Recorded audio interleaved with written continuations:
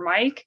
And then we're going to go ahead and start with introductions. So again, I'm Janine Sullivan from Pima Association of Governments, and I'm going to go ahead and just go based on who I see on the call today. So when I call your name, if you could go ahead and introduce yourself and what organization you represent, and then we'll just go through the rest of the introductions. Thank you. So Jerry Lucias. Good morning. Jane, can you hear me? Yeah, I sure can. Thank you. Jerry Lucius from Beacon Group. Hi, Jerry. Good morning. Thanks for Morning, joining us. All right, and then I see Kevin Mullis. Yeah, hi, good morning. This is Kevin. I'm with TMC Hospice, Tucson Medical Center Hospice. Hi, good morning, Kevin. Great for you to Morning. join us today. Thank you. And then Shaylin Turney. Hello, this is Shaylin, and I'm with Project Amor, and Merry Christmas, everyone. Thank you, Shaylin. And then Jessica Winchester. I am Jessica Winchester, and I'm with Catholic Community Services of Southern Arizona. Thank you, Jessica. Good morning. And then Steve Nath. Hi, I'm Steve Nath with Hope Inc. Hi, Steve. Good morning. And then I see John Hawbaker.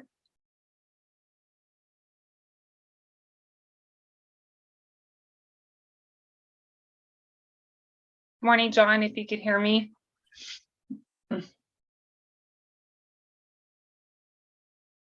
Janine, it looks Yes. like we have multiple people that joined using John's link.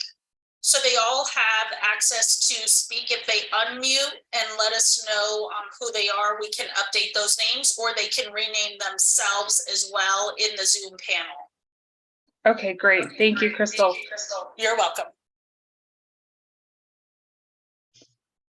So it looks like we have several folks from the town of Oro Valley. So I will let each of those members introduce themselves if they'd like. So I'll go ahead and let those folks introduce themselves.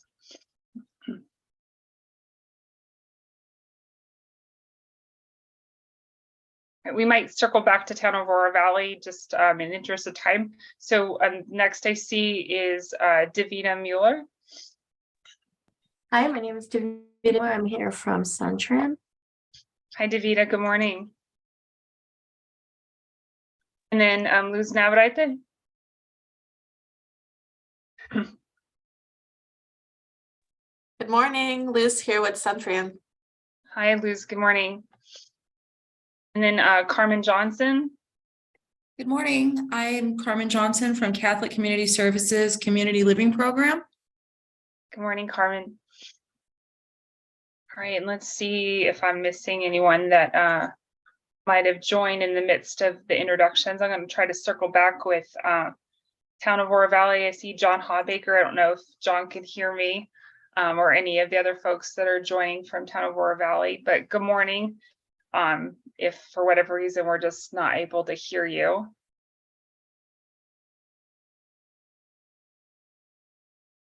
Okay, so we're just going to go ahead and conclude introductions for right now and move to in-kind reporting.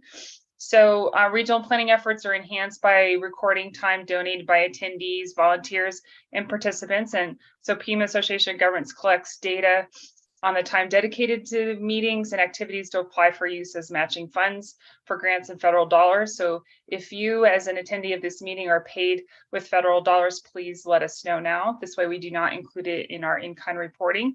So time spent in preparation for this meeting will be estimated by PAG staff who are knowledgeable of the agenda and meeting materials. And at the conclusion of this meeting, the session report will automatically calculate your time spent in this meeting. And time spent working on PAG or RTA initiatives, programs, and special projects may also be eligible for consideration for matching funds. So again, if you're on this call and your position is paid with federal dollars, please let us know now so that don't include it in calculations.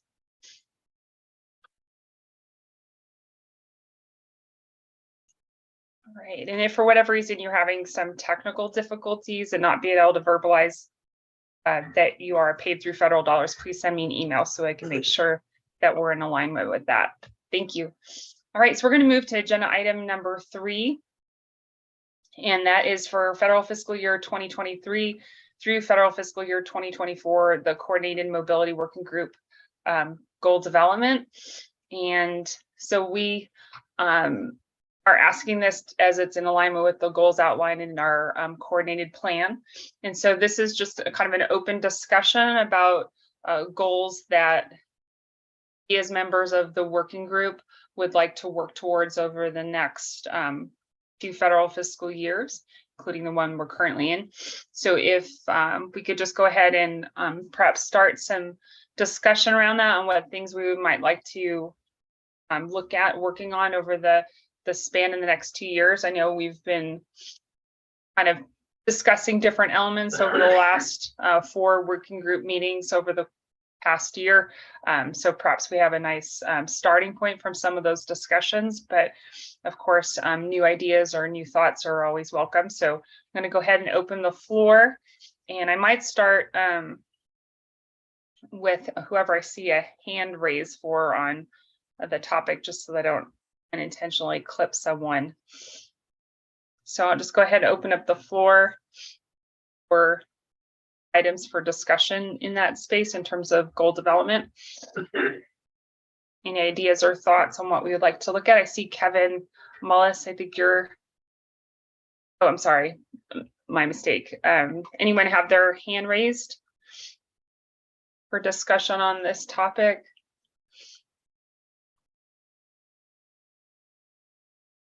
I'm just going to go open the floor then if we don't have any hands raised, and allow for just open discussion.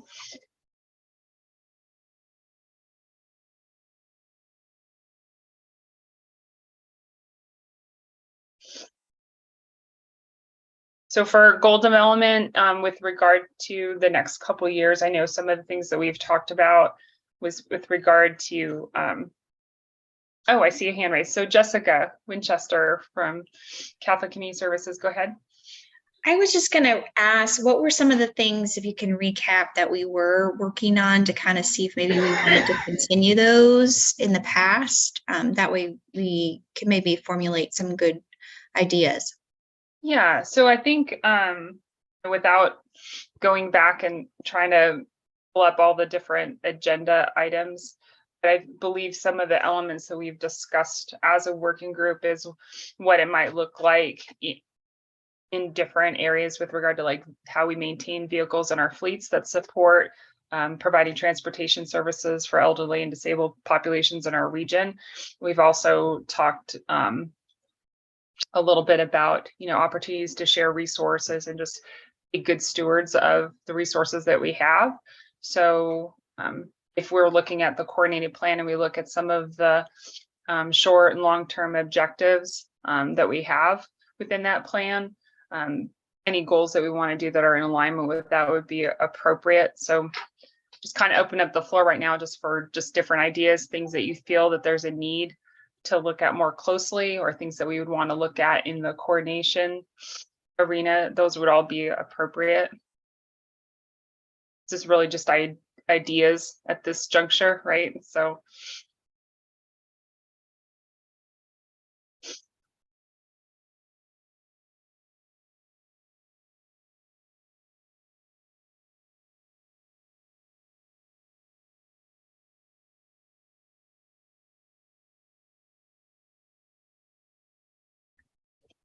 I'm just going to try to take some notes here on what we might discuss moving forward, so we can make sure they get included in potentially future agenda items. But I'm just going to circle back real quick and make sure that Town of Aurora Valley can hear me, since when we were doing introductions, I wasn't sure if they could hear me. So John, I still didn't see that you're at least logged in. If John, if you could hear me, if you can say good morning or something, this way I know you could still hear me. I'm not sure if they can hear me. So. All right, so we will just go ahead and assume, at least for right now, we don't have a whole lot of items for discussion for our goal development. I'm going to go ahead and move on to topic number 4 in our agenda. And item number 4 in our agenda is support for transportation services. And again, this is in alignment with our coordinated plan. So when we think about support for transportation services, things that allow for people to have greater accessibility or support when they're taking advantage of different transportation services in our region, whether that be public transit or transportation provided through either volunteer driver services or through some of the nonprofits, depending on what challenges people might face in utilizing different transportation services. If we can elevate or enhance the level of support that's available to them, those things are important to be cognizant of and consider. And so I'd like to kind of open up the floor for what opportunities we see to enhance the level of support for transportation services in our region.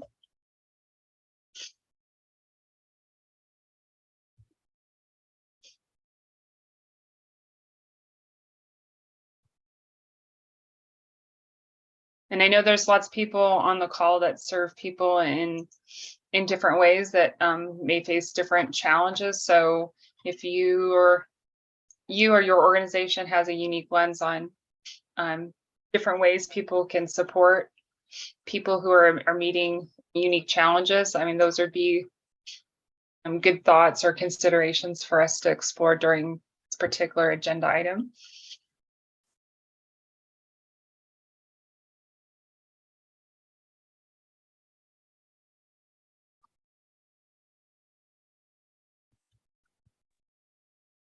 I'm going to see if I could see any hands raised. I see Jessica, your hand's raised. I'm going to go ahead and open up the floor for you, Jessica.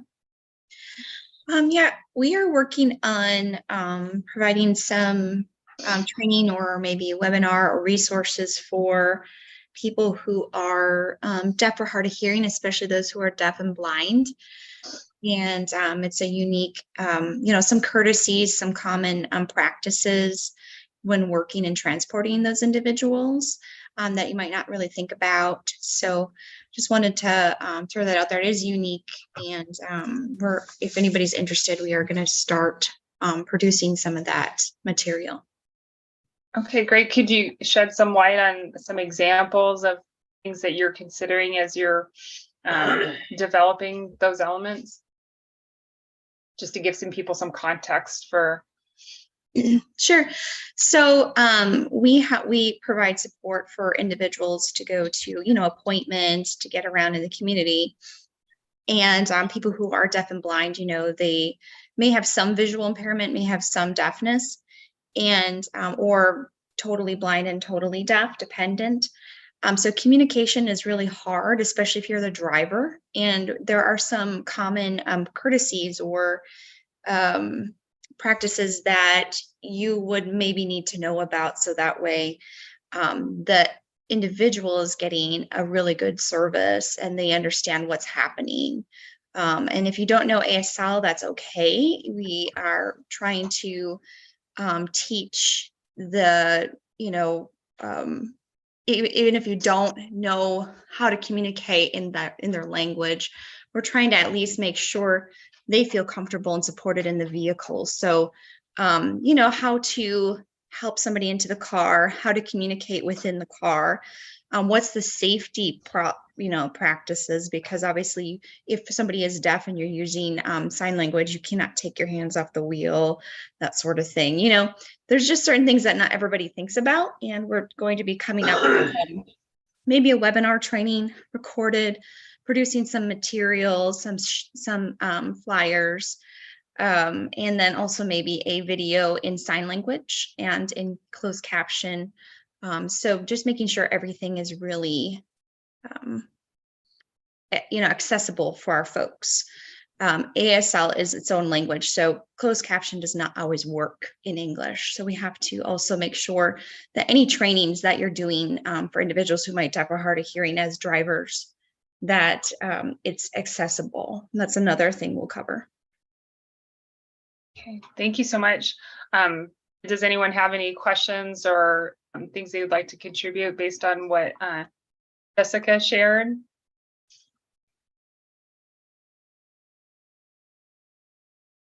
look to see if there's any show of hands, so I'm not unintentionally flipping someone.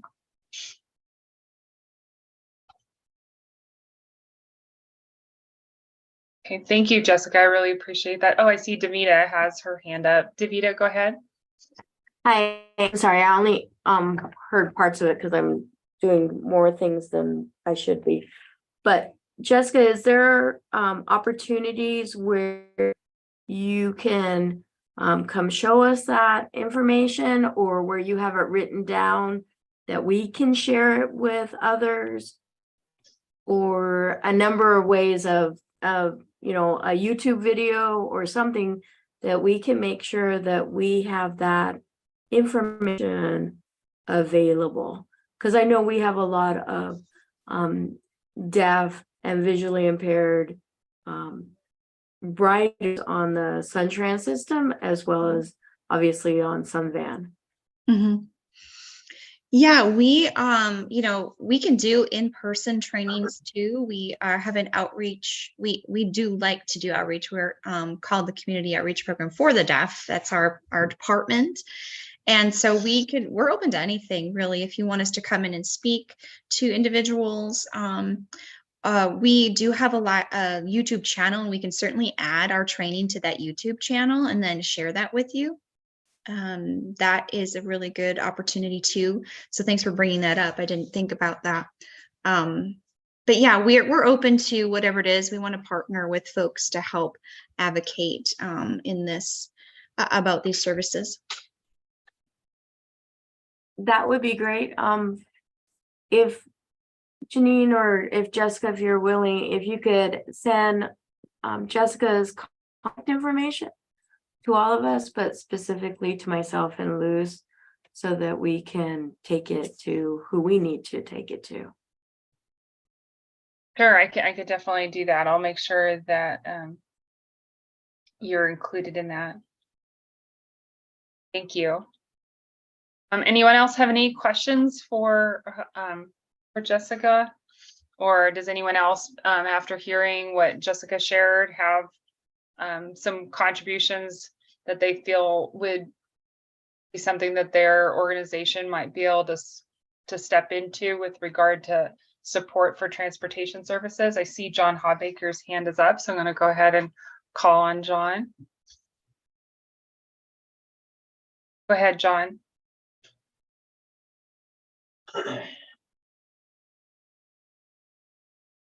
Crystal, if you're still on, can you see? Oh, John, can you hear me? I'm not sure if we have a technical issue because I can't hear John. If you're talking. All right, we'll circle back to John. All right, anyone else?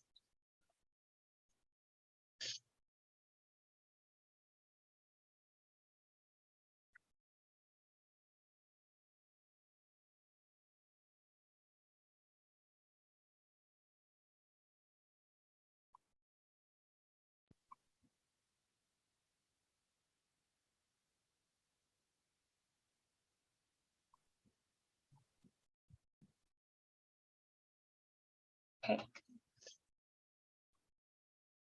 All right, I'm going to try and reach out to John one more time and see if he's able to hear me. John, if you're able to hear me, we'll go ahead and open up the floor for you to contribute on the topic support for transportation services. All right, I don't think John can hear me, or at least I can't hear him. How about that? That's probably a more fair statement. All right, so the next item on our agenda, I'm just, in the interest of time, I'm just going to go ahead and move forward. So for item number 5, for the federal fiscal year 2023-2024 FTA Section 5310 grant cycle, the NOFA for that in the PAG region has not yet been announced, so we're still waiting on a timeline for that. But in preparation for that particular grant cycle, I just wanted to make sure that all the agencies who are going to be applying for funding know that that grant cycle will be opening in the early part of next year upon release of the NOFA, and then ADOT releasing their associated timelines for when the application window will open and then of course close. And then just want to make sure that we are on pace for our forecasted projects, vehicle inventory lists, the documentation of any coordination efforts, and then of course any other final housekeeping items with regard to making sure you're able to access e-grants and the appropriate protocols are in place in terms of permissions. So for agencies who are going to be applying for funding in the upcoming grant cycle, if you have any questions or need additional support as we leaned into that, please make sure that you reach out to me. And of course, if you have any specific questions that you would need me to reach out to ADOT for on your behalf specifically, please reach out to me with those particular questions as well. So if anyone has any particular questions that I might be able to answer, I'll open it up for any questions on that, but otherwise we'll save questions for individual, because usually questions are very specific and I have to walk a very fine line making sure that the answer that I provide is accurate, and usually I need to coordinate with ADOT on very specific questions anyway. So better just to have questions served on an individual basis. So in alignment with that, I would encourage, if anyone is applying for funding in the upcoming grant cycle, to make sure that you have revisited or are visiting the ADOT Coordinated Mobility Program Section 5310 Guidebook. The current version is for fiscal year 2022. That is the most updated guidebook as of today. So make sure you're revisiting that. I would encourage you to visit our coordinated plan, which is on the PEG website. If you need any support in finding that document on our website, let me know. But it is on the website. It should be pretty easy to find. But of course, reach out with any questions, because alignment with the coordinated plan is going to be important in that grant cycle. All right, so I just wanted to circle back before we conclude the meeting and see if there was any other items that we might want to include for our goal development, now that we've had a little bit more time to think about things as we've been moving through the agenda. So if we could circle back just to agenda item number 3 for coordinating mobility working group goal development. If there's any items that would like to see us take a closer look at, I'll open up the floor one last time, and then we will bring the meeting to a close. So for any discussion items for goal development for agenda item number 3, I will go ahead and open up the floor.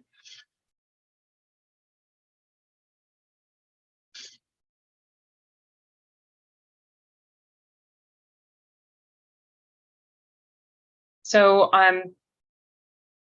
just as a one last prompt for this discussion, I know Jessica Winchester from Catholic Community Services had shared with regard to support for transportation services, some of the things that they're working on to better support those who are hearing impaired or deaf in our region.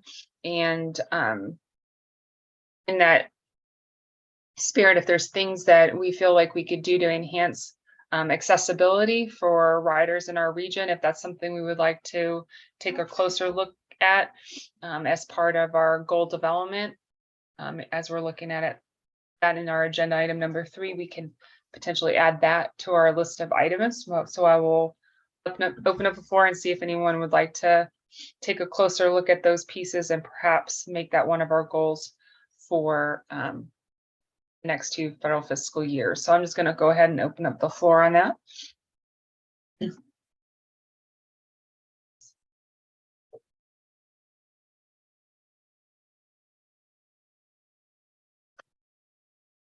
right. And I know, John, it looked like your mic was intermittently working and not working, so I'm not sure if that's been resolved, but I thought I'd just go ahead and see if I could hear you this time. So John, I'm going to go ahead and open it up to you. So John, if you can hear me and your mic is actually wanting to participate this time, let's see if we can hear you this time.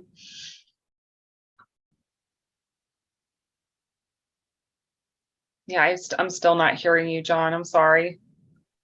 So John, I'll reach out to you by phone and see what we can and talk about to make sure that your thoughts are included in this discussion. So Crystal, if you're not seeing anything on our end that's keeping me from being able to hear John, I'm going to go ahead and move to the next item on the agenda, which I believe is the adjournment of the meeting. So if we could move to number 6. All right, so I'm going to go ahead and close out today's working group meeting. Thank you everyone for your investment of time. It was good to see a couple new people in the working group meeting. So thanks to Kevin Mullis for TMC for participating in today's meeting. It's nice to have some new folks in attendance. And John, I will circle back with you, and then Jessica, Winchester, and Davida and Luz, I will make sure the 3 of you are connected with regard to the elements that Jessica had shared. And of course, if anyone has any questions regarding the upcoming grant cycle, feel free to reach out to me. And if you have any ideas for goal development, feel free to share them through email or by phone. Thank you. Thanks, everyone. Have a great day. And that adjourns today's meeting. Great day too. All right. Thank you, Jerry. Appreciate you. Bye-bye.